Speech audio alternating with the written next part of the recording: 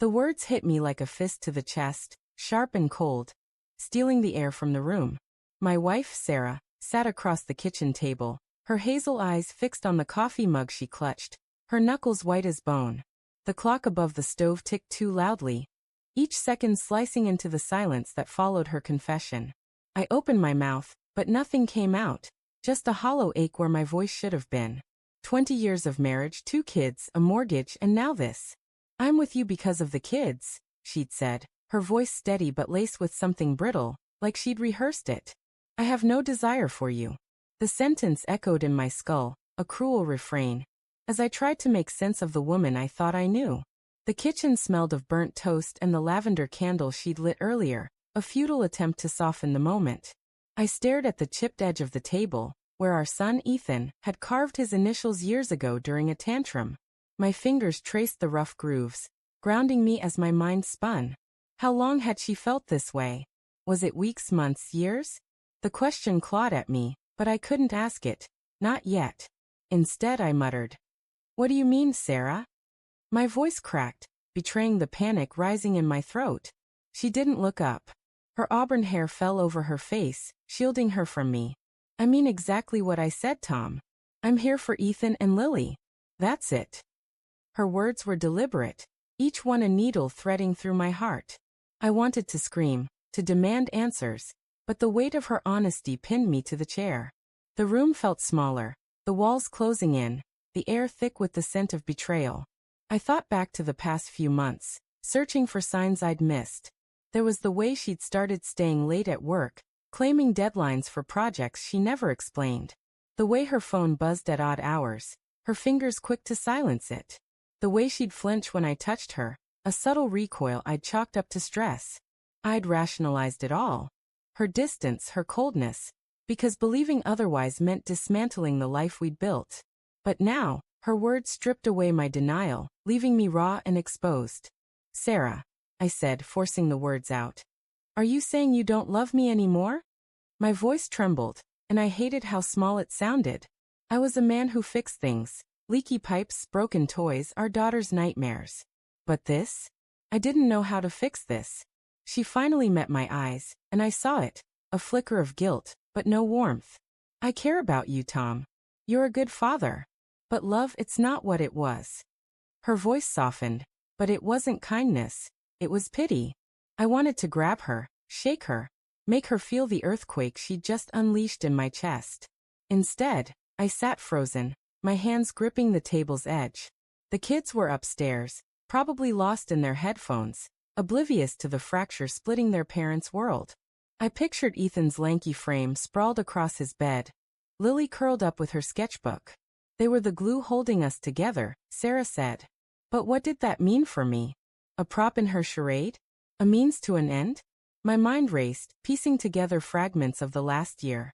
The late-night texts, the new perfume, the way she'd laughed too brightly at her coworker Mark's jokes during the company picnic. Mark, with his easy grin and tailored suits, who always lingered too long when he dropped her off after team drinks. "Sarah," I said, my voice low, dangerous now. "Is there someone else?" The question hung between us, heavy as a storm cloud. Her eyes widened, just for a second, before she looked away. That split-second hesitation was a confession in itself. My stomach churned, while rising as the truth took shape. "No," she said too quickly, her fingers twisting the hem of her sweater. "It's not like that." But her voice faltered, and I knew she was lying. I'd always known her tells, the way her lips twitched when she wasn't being honest. I wanted to believe her, to cling to the life we'd had, but the evidence was piling up, each memory a brick in a wall I couldn't unsee. "Then what is it?" I pressed, leaning forward. The chair creaked under my weight, the sound sharp in the quiet. "You owe me that much. Tell me why." She stood abruptly, the mug clattering against the table. "I don't want to do this right now," she said, her voice rising. "I can't." She moved toward the sink, her back to me, her shoulders rigid. The faucet dripped, a steady plink-plink that matched the pulse pounding in my ears. I wanted to follow her, to demand the truth, but my legs felt leaden. Instead, I sat there, replaying every moment I'd ignored, every warning I'd dismissed. The next few days were a blur of strained silences and forced normalcy. I went to work, fixed cars at the garage, smiled for the kids. But at night, when the house was quiet, I'd lie awake, staring at the ceiling, my mind a battlefield of doubt and rage. I started noticing things I hadn't before. Her phone password had changed. Her work bag held a new scarf I hadn't bought. Her calendar had cryptic initials scrawled in the margins. Each discovery was a cut, small but deep, bleeding out my trust. One evening, while she was in the shower, I did something I'd never thought I'd do. I took her phone from the nightstand, my hands shaking as I guessed the new password, Lily's birthday. It worked. My heart sank as I opened her messages. There, in black and white, was the truth. Texts to Mark, dozens of them, filled with words she hadn't said to me in years. Miss you. Can't wait to see you. He doesn't suspect anything. My vision blurred, the phone slipping from my hand. I wanted to smash it, to confront her, to burn our life down and start over. But I didn't. I put the phone back, my chest hollow, my decision forming like ice in my veins. The next morning, I told her I knew. Her face crumpled, but she didn't deny it. It just happened, she whispered, tears streaming down her cheeks. I didn't mean for it to go this far. I didn't yell. I didn't cry.